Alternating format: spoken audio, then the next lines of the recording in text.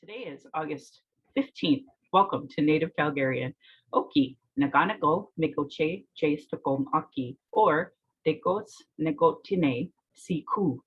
My name is Red Thunder Woman. My married English name is Michelle Robinson, and I use she and her pronouns. I'm speaking to you on the lands of the Niitsitapi, which is the Blackfoot Confederacy. The Blackfoot south of the imposed US-Canadian border are the Blackfeet, and north of the border are the Siksika, Gunai, and Bagani of the Confederacy. These lands are Treaty 7, signed September 22nd, 1877, with signatures that include the Blackfoot Confederacy, the Wesley, Chiniki, and Bearspaw Nations of the Stoney Nations, and the Dene from Tsuut'ina. I acknowledge all First Nation, Métis, Inuit, status and non-status across Turtle Island as the keepers of these lands. All non-Indigenous are treaty partners with the government signing on your behalf. As it will be Pride Month here in Calgary, I want to really emphasize the straight agenda and gendered violence was and is forced on these lands by Christian outsiders. Land acknowledgements are critical for creating and acknowledging your role as a treaty partner in a so-called time of reconciliation. It's important land acknowledgements have meaning.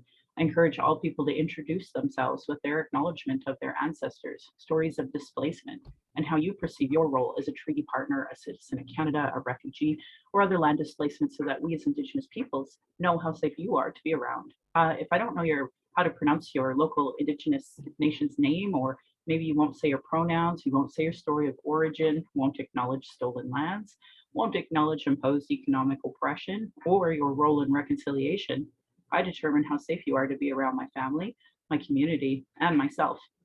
Understanding land acknowledgements and their importance is Indigenous 101 because it immediately addresses colonialism, dynamic oppressions, broken treaties, and lies taught today in Canadian schools nationally. That's why settlers and those that those that call themselves Native Calgarians or whatever town you're from show me that you have no Indigenous 101 understanding. Jesse Winte's book on Reconciled, chapters 13 and pages 180 to 181 explain all of this perfectly. My Dene lineage roots me in the land of the Great Bear Lake tribe in Treaty 11. My people wore rabbit skin, so it's been referred to the land as of the Hare people. I'm a native to Turtle Island, and my Dene nation is a visitor to this area of Pincho Tine Indahe in Satu Dene, meaning mini big dog town, named after the Calgary Stampede. I was born in Calgary, or in Blackfoot Mohkinstsis, as Michelle Elliott, an English name which has afforded me privilege in an English colonial world. My mother is Northern Slavey Dene, or Satu Dene, but my Indian Act imposed status card by the Canadian government says Yellowknives Dene. Through my father, I'm a daughter of the Mayflower and a daughter of the American Revolution, while having an Indian Act imposed status card, which is a colonial construct by Canadian policies meant to divide Indigenous peoples' inherent rights. Indigenous Two-Spirit, or the Indigenous 2S LGBTQ2+ community, and Indigenous women are at the bottom of the Canadian socioeconomic ladder because of colonial trauma, imposed poverty, racism, gendered violence, and land theft. As a Dene woman who's attempted to run after joining harmful colonial parties spent money to be at expensive conventions, left my home to travel to those conventions just to vote on incomplete policies that still allow incarceration and denial of justice, denial of health services, racism, colonial trauma, and genocide of Indigenous and Black peoples, I have work to continue, reports to advocate for, and attempt to work within these systems meant to harm me and my community. I cannot have, a great weekend knowing my community is dying from certain drug policies and systems of imposed Christian-based drug policies, of abstinence programming, private healthcare, and justice systems built on racism, land theft, and imposed British constructs that continue genocide on my peoples. I have so much more I would love to say about folks that are missing right now, that are dealing with international laws now for trying to run away from a corrupt Canadian system. But I want you to continue to keep Dawn Dumont Walker and her son Vinnie Jansen in your prayers as they try to navigate this insanity. I think of them today. I think of so many other people who have passed from these poor policies, and I hope we honor their lives. I hope you all see your role in the importance of stopping harm as a citizen and see your role in reconciliation. I honor the Blackfoot as the elders and members have been kind to me on my Red Road journey. Elder Red Crane taught me how to pronounce my spirit name in Blackfoot, and Leonard Kenny taught me how to pronounce it in Satu Dene. My humblest apologies to the Blackfoot and Dene elders and language keepers as I try to learn proper pronunciation. Any mistakes or interpretations of any of the podcasts will be on me. I encourage questions so that misunderstandings can be cleared up as soon as possible. I do not speak on behalf of all Indigenous. I just share my Red Robe journey. I've been accused of not being kind while surviving genocide. Yet I give free book clubs, podcasts, and info on my social media, and as do so many other Indigenous people. At this point, it is willful to be ignorant on these issues. My Patreon account is Native Calgarian, where you can pledge and support. Thank you to my previous donors for showing support. If you value listening or watching and can afford to give, thank you. To those who cannot afford to give, I'd just love to hear from you at nativeyyc@gmail.com, where you can send in your comments or your questions. Also, giving a review helps on whatever medium you're listening from. I have a YouTube channel that you can go and subscribe, or you can go to nativecalgarian.com for the latest podcasts and pin posts on social media. And if you want me to come to your business to talk about land acknowledgements or whatever Indigenous 101, I will.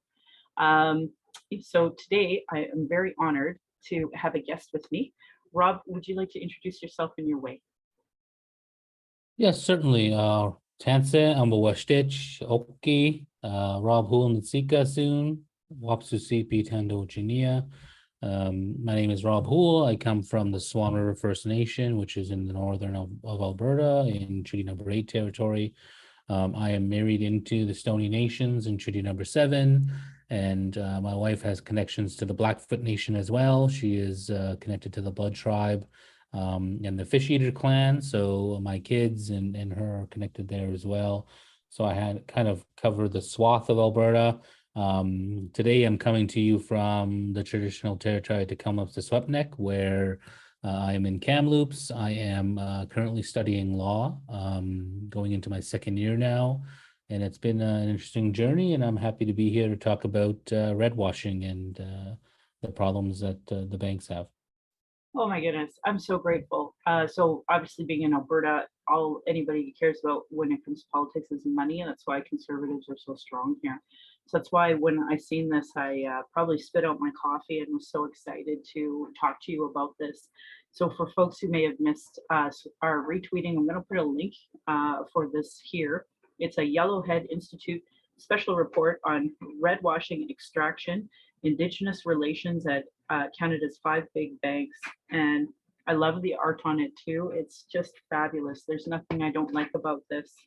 I got the Indigenomics book, and it kind of breaks down a bit about some of the problems of the Indian Act and the economics of it.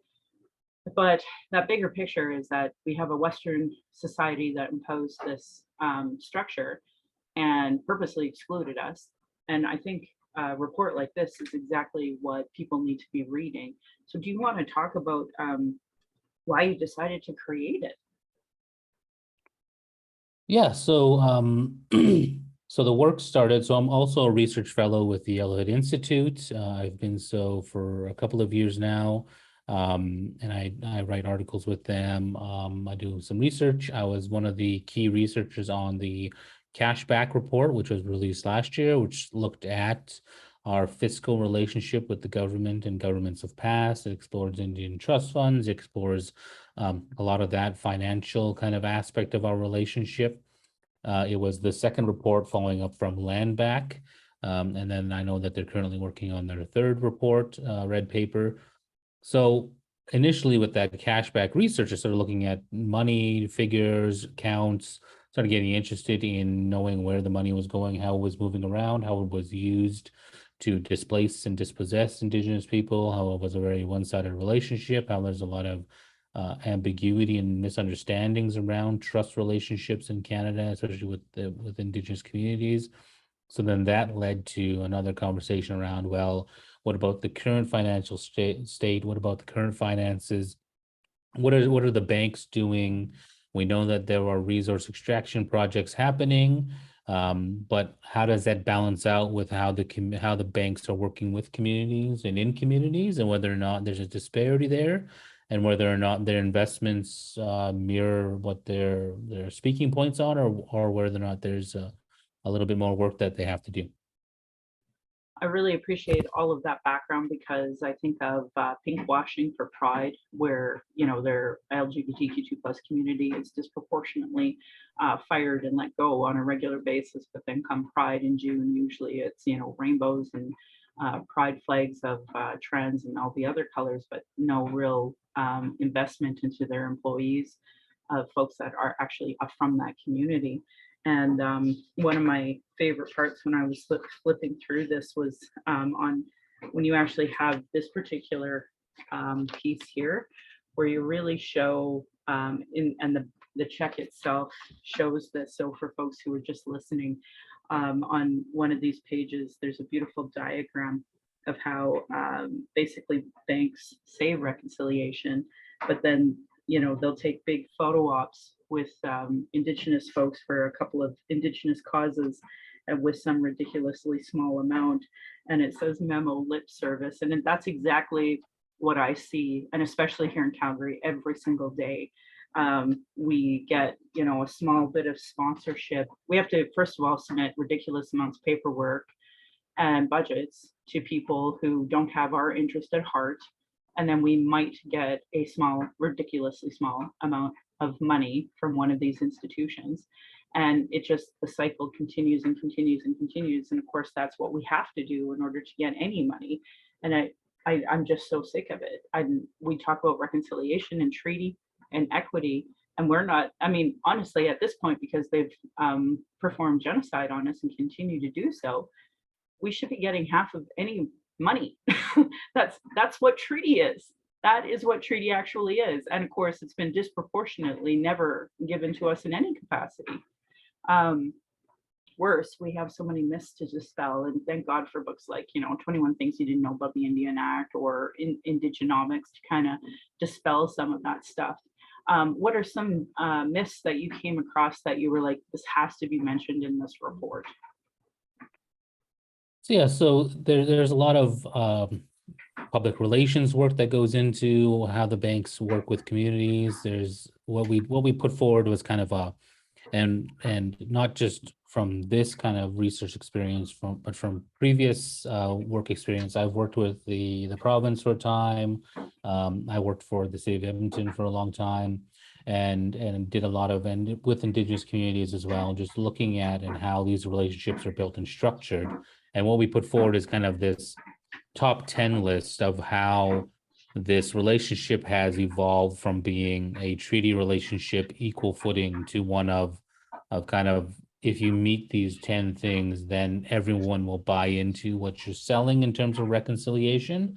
So it goes from the usual process, and that you showed that image. It is creating an advisory group, doing more training, showcasing your workforce, things like that don't really change the on the ground effects, and really just kind of gloss over the deep-rooted problems we have in terms of systemic racism and things like that.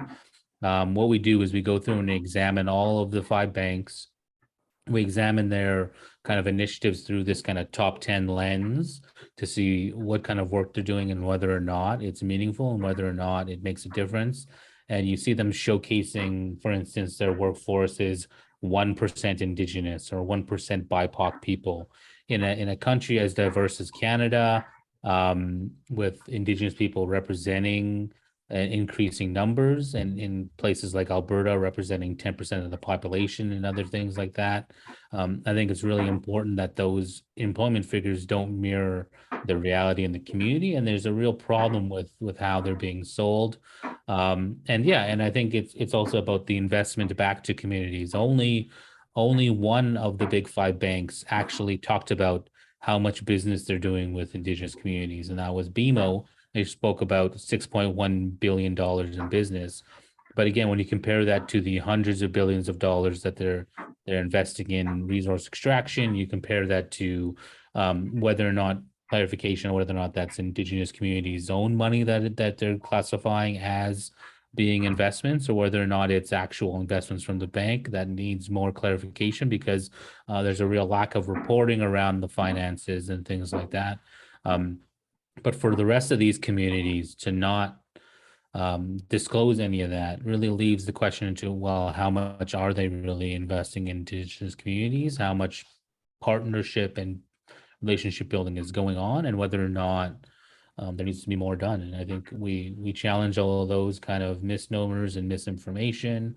We touch a little bit on the Equator Principles, and while they may be good, there's definitely some initiative lacking there. We also talk a little bit about organizations like the CCAB and how their PAR certification process maybe is doing more harm than good, and how there needs to be greater accountability mechanisms in place to make sure that these things are doing the work that they claim that they're doing. Yeah, I really get a kick out of anyone who says they are implementing UNDRIP and TRC and then not doing proper revenue sharing, but worse, pinkwashing, back to red washing, that bigger picture of power dynamic. There's no accountability for the power dynamic that currently is there. And I've tried to explain that to people that, folks that are needing money and such are forced to placate to the needs of the bank or whatever institution that they're trying to get that money from.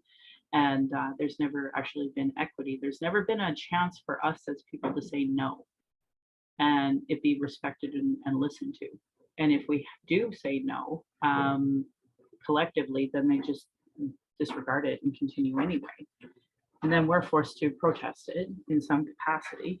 So this top 10 strategies for Indigenous relations employed by the 5 big banks, establishing an Indigenous advisory group, highlighting or increasing Indigenous awareness training. So this weekend, I just was working with a very prominent organization that I won't speak of, that to this day, it is 2022, and they still don't have any Indigenous protocols in place, and they didn't pay an elder upfront on the day that they asked her to come and do a prayer. So when we say increased Indigenous awareness training, even that, I've been so frustrated with the lack of transparency from folks, and then comprehension skills, frankly, when it comes to listening to it anyway. Number 3, reporting investment on Indigenous community, showcasing their Indigenous workforce, counting the Indigenous account holders, partnering with an Indigenous organization. I think that's another conversation to have, like a lot of folks identify an Indigenous organization and there may not even be Indigenous people on their board of directors. And that happens so regularly. Engaging in a certification process, referencing the TRC calls to action, committing to international regulation. Let's talk about UNDRIP and the amount of energy companies that come out of Calgary that exploit and kill Indigenous people globally, right? And there's no mechanism for transparency and accountability on that. And yet that's where our money is going. There's so much to unpack there. Publicly supporting Indigenous issues in the news.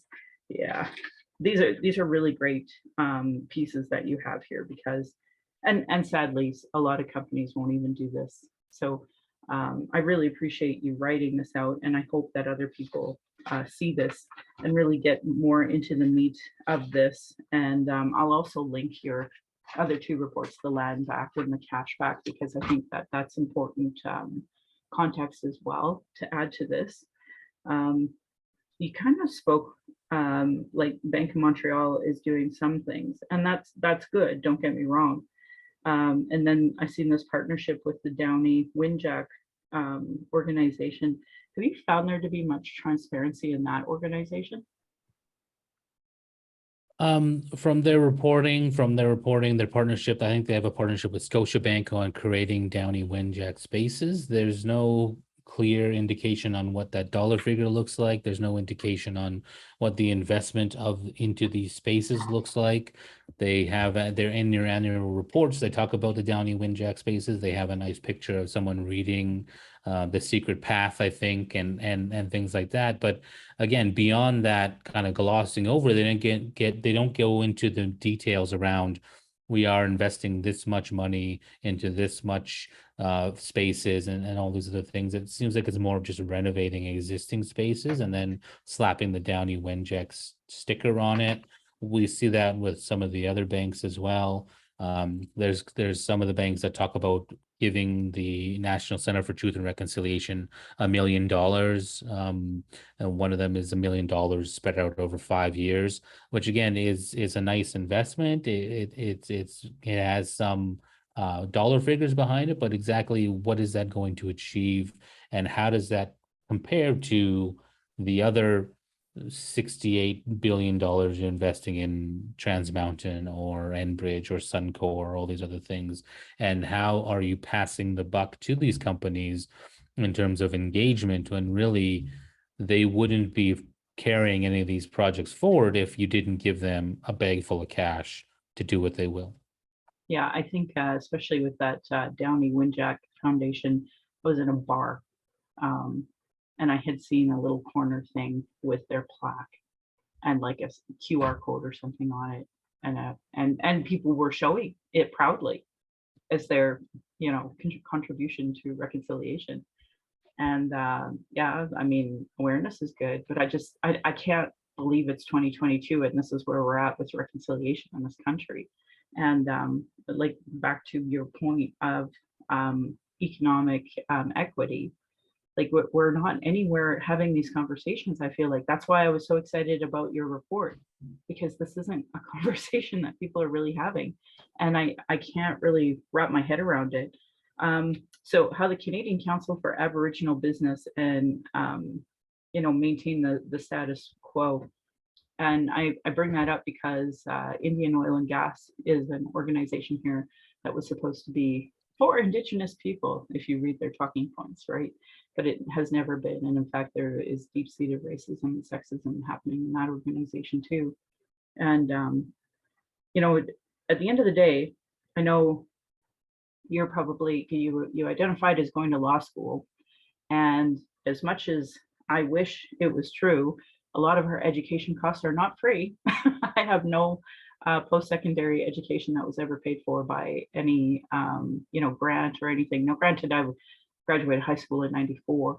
We didn't have access to the internet, and my little small town did not have any concept about Indian affairs. And at that time, I was still making long distance phone calls to Ottawa and to up north, because we still didn't have like a $40 national telephone package. So very different situation.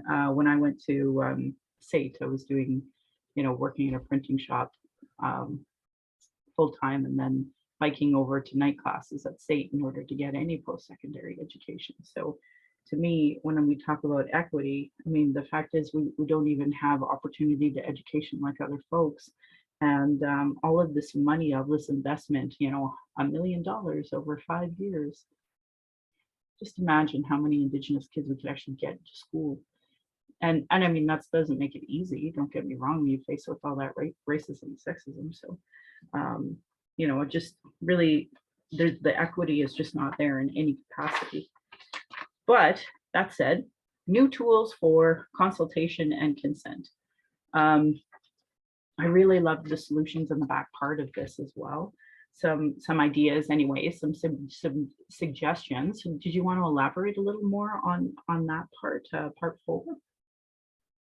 Yeah, I think the overall goal of the report is not only to highlight the issues, but also provide some kind of solutions to help people recognize that this notion of reconciliation, of Indigenous relations in Canada has been kind of relegated and regulated to a state of another transactional kind of occurrence, where company A invests X amount of dollars to get the consent or partnership of the nation, and then of consent from the nation's leadership, not even the membership, just the leadership.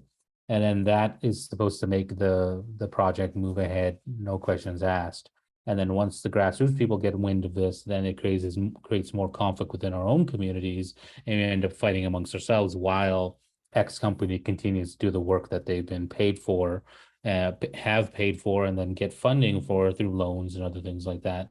So it's a really an intention to have us re-examine this relationship, to question whether or not this top 10 list approach is actually working, and whether or not we should propose something different. And that's what kind of part 4 looks at, is that There are meaningful examples out there. There are tangible examples that people have put forward, that even Scotiabank's own shareholders have put forward at their annual meeting for consideration. And then that was immediately met with the bank's kind of counter of, well, look at all this other fantastic things we're doing with Indigenous communities. And then they go through their top 10 list of Indigenous workforce, and we're recruiting more, and we are partnering, and we're investing in these advisories and all this other stuff.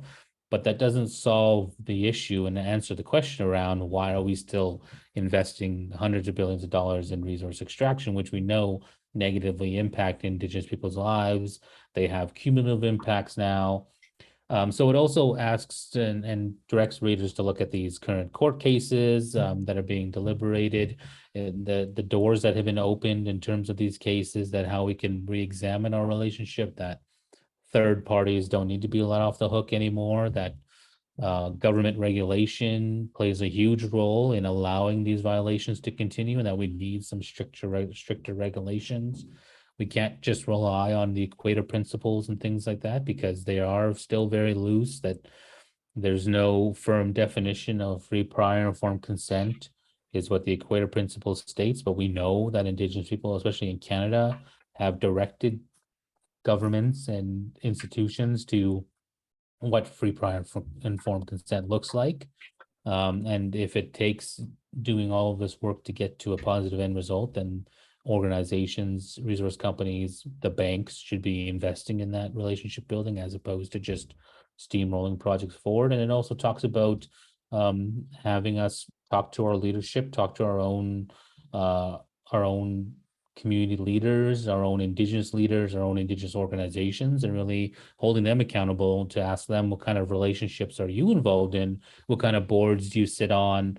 What kind of conversations are you having that are allowing these violations to continue? And whether or not we need to just have a frank conversation as Indigenous people around the harms that we may be committing to and providing for in our own communities. Yeah. Oh, I'm so glad you brought that up. I think a lot of folks don't understand Indian Act dynamics, but then I'm a second generation urban Indigenous person, so watching some of the nonprofits. I'll give you the worst example that I can think of is this one particular Indigenous organization that uses scooped kids, women specifically, so young Indigenous girls, uses them, uses their art, doesn't give it back to them, and uses it to get grants so that they can continue to get programs. And a lot of us in the community that know it's ran by a white woman know that this person is still, indirectly perpetuating a lot of systemic racism. And, at the end of the day, we still support the girls that have been wrongfully apprehended and trying to give them some type of direction and help and movement forward. But this organization's been around for decades and it continues to get funding. And so to me, that's a great example of a local organization that perpetuates harm, but there's no mechanism of accountability there in any capacity. Yeah, I think that's the case with a lot of these organizations and entities that have been created, especially around development and economic development and other things like that, where not only has it been sloughed off to non-Indigenous organizations and people to start cashing in these checks and using any kind of resource at Indigenous community that includes people, human resources as well, to further their own agenda, to further their own development and economic independence, while Indigenous communities stay behind.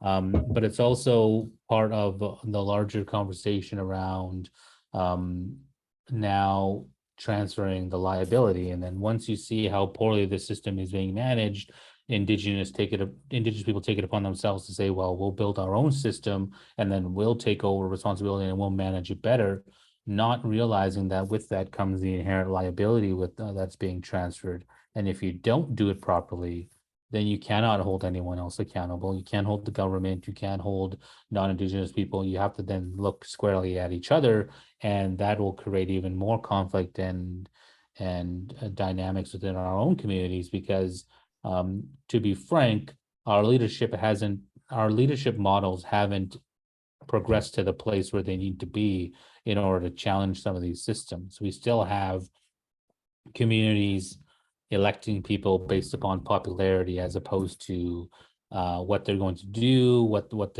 their track record looks like, what their experience is, whether or not they have any education, whether or not they've led successful projects or things like that. We've been relegated to just popularity contests in some instances, and that has only left the larger community behind and led to issues like we have today where uh, grassroots are coming into conflict with leadership around resource projects that they do not agree with. Yeah, that's fair. I've always felt like because the Indian Act is so deep rooted, our leadership is set up to fail every time, and because our people will kind of glam onto that, we'll never get anywhere. And like you said, that internalized struggles that we have, I it's all systemic. And to me, we need to talk about that systemic racism, and that's the power of this report is really trying to say we'll talk about it without saying it because it's systemic racism, and it was imposed through the Indian Act, and we have yet as a country to really make peace with that because it's in our constitution. Nobody wants to open the constitution, and yet we see the same problems over and over and over again. And yet I feel like this is another report I'm going to add to my list of things to prove that we've come to the table with solutions that were Indigenous led that are being ignored.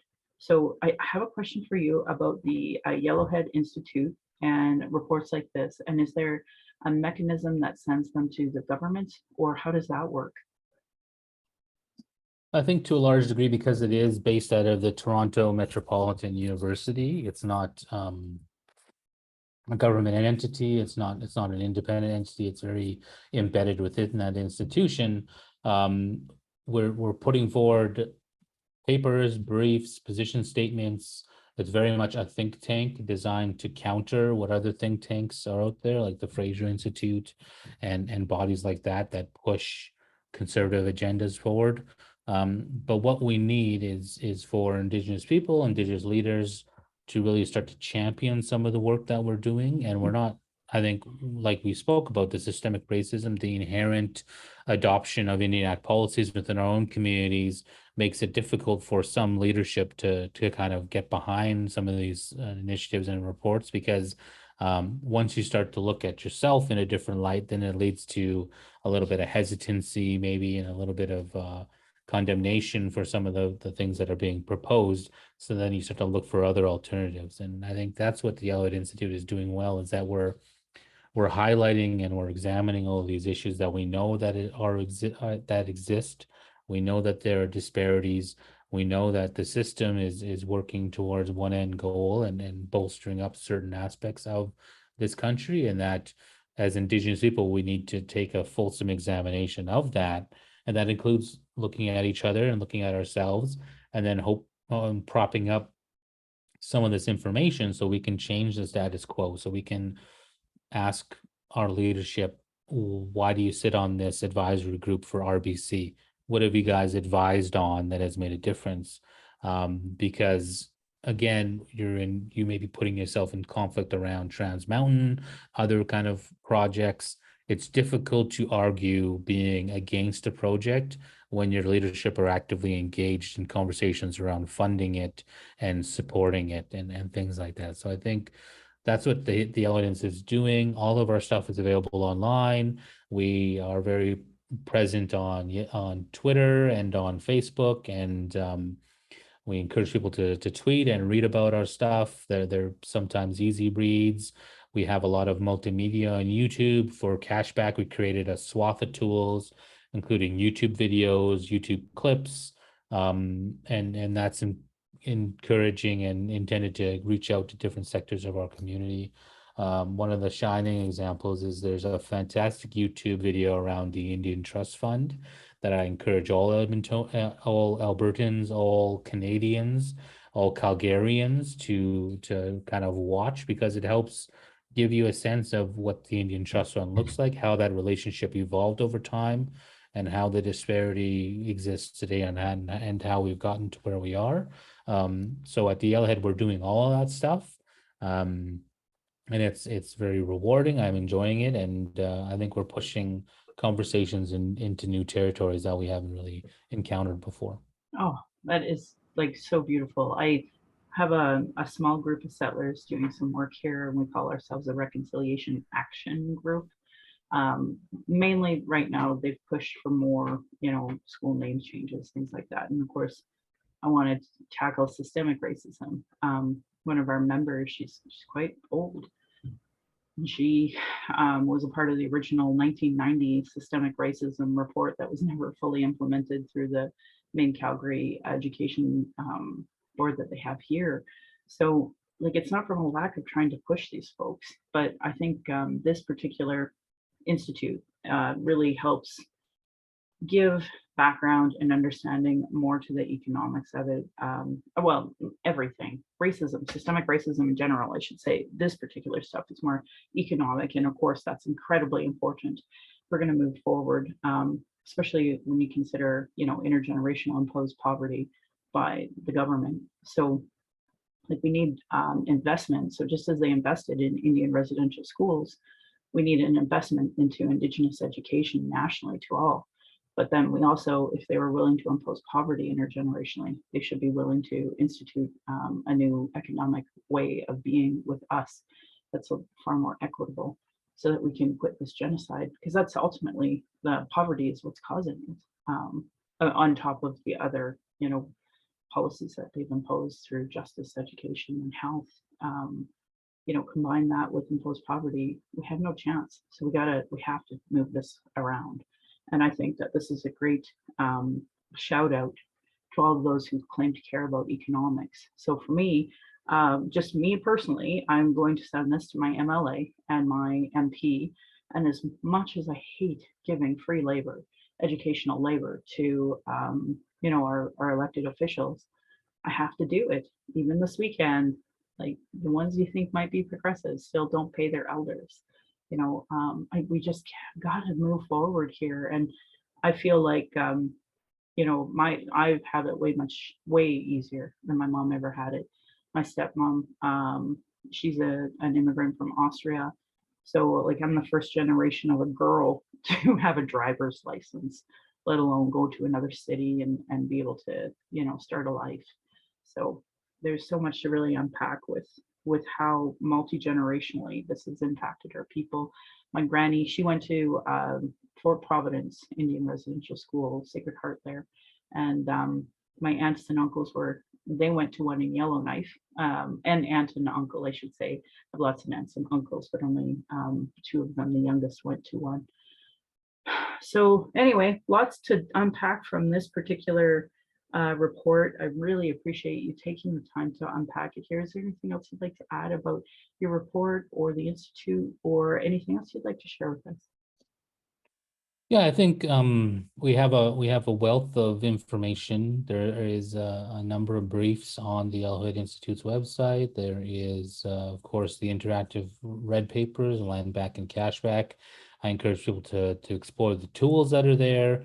I'm also very active on Twitter. I'm at @NihialRob. That's my Twitter handle. I tweet about a lot of things. Usually, I was involved in the Safer for All kind of Edmonton Community Safety Wellbeing Task Force. So I'm tapped into kind of police accountability, increasing relationships within police, and having better outcomes for Indigenous people in that realm.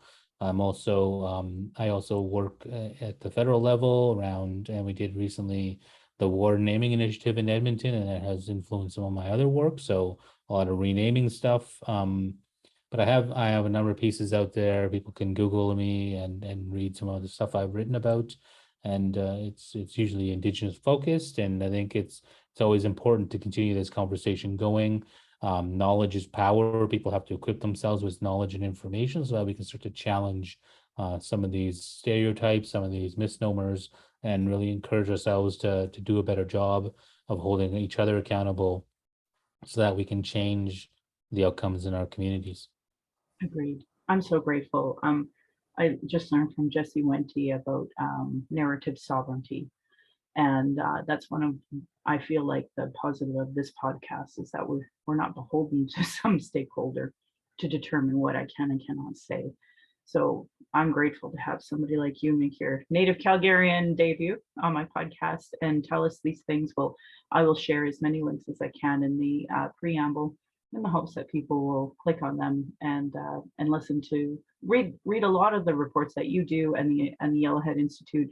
Try to retweet them as often as they post. So I'm really, from the bottom of my heart, grateful that you were able to come here today and tell us a bit about this. So thank you.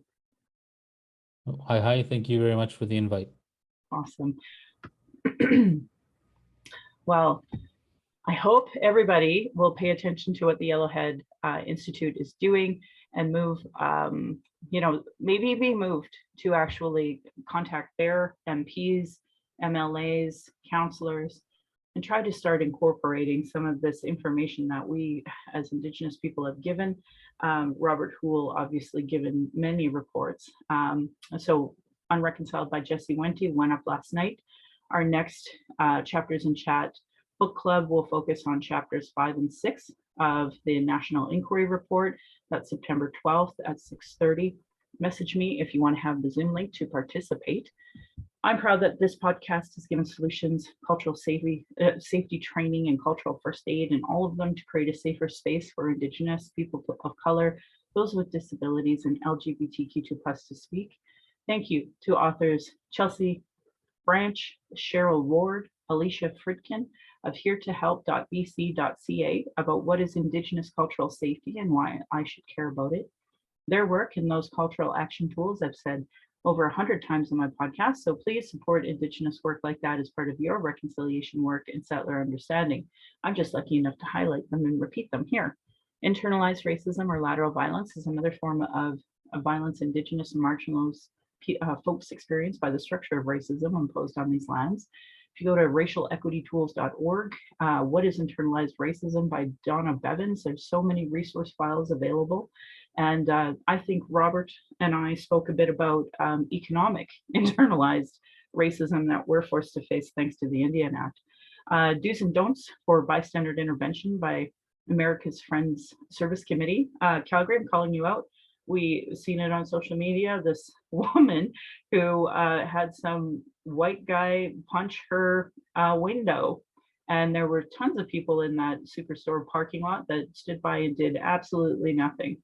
So if you are that person, go to afsc.org and go to the do's and don'ts of bystander intervention. If you see or experience oppression, report it to acttoendracism.ca or text at 507-3838. That's 587-507-3838. Indigenous have been talking about these issues, sharing our traumas and reports, commissions, and public hearings just so it can be regularly disregarded. No more. Honor our words, honor the treaties, listen to politicians and their policies and platforms. They don't recognize the marginalized in their budget with Gender Equity Plus. If they're cutting violence prevention programs, Indigenous education, uterus health choices, gay-straight alliances, lack of human rights for migrants, immigrants, folks with disability, know that your vote to that party directly negatively impacts marginalized people. Demand that they implement the Truth and Reconciliation Commission calls to action, the recommendations of the Royal Commission on Aboriginal Peoples, the multiple reports on child welfare reform, violence prevention, and now 231 calls to justice from the National Inquiry on Missing and Murdered Indigenous Women, Girls, and Two-Spirit. Actually, there is a whole section on economic inclusion, and I really encourage people to read it. And if you, again, have missed some of it, you can see it on my podcast. Chapters 1 and 2 were together, 3 and 4, and now we're doing 5 and 6. Denying these reports is a form of abuse called gaslighting. Our people are experiencing extreme racism in the educational, justice, and health institutions with multiple reports that say the same things. Demand change from election platforms, politicians, and businesses. They don't understand colonialism, racism, privilege, and sexism. They literally have zero business running. Should be understood by everyone, including sports clubs, community associations. You know, a great article out there is Truth Before Truth, how non-Indigenous Canadians become allies. If you literally Google it, you will find multiple articles on it. If you're experiencing emotional distress after anything we talked about today and want to talk, you can call the First Nation and Inuit Hope for Wellness helpline at 1-855-242-3310. It's toll-free, open 24 hours a day, 7 days a week. And for missing and murdered Indigenous women, girls, and Two-Spirit, you can also call 844-413-6649. For non-Indigenous, there are distress center lines in your area, usually a functioning 211, or you can call 833-456-4566. 60 Scoop, Indigenous Society of Alberta is ssisa.ca. If you see or experience racism, report it to ACT to End Racism. Also, we're going to have a 60 Scoop event here in October. So I'll be sharing that here shortly when we have our poster up and we have some more details to come. The following are two LGBTQ plus crisis supports. So you can go to lifevoice.ca. Thank you, Trevor Project, for all of the resources that you have. So the Trans Lifeline in Canada, 877-330-6366, and for LGBTQ2 plus youth, 1-866-466-844-7386. Also, we have an opioid crisis.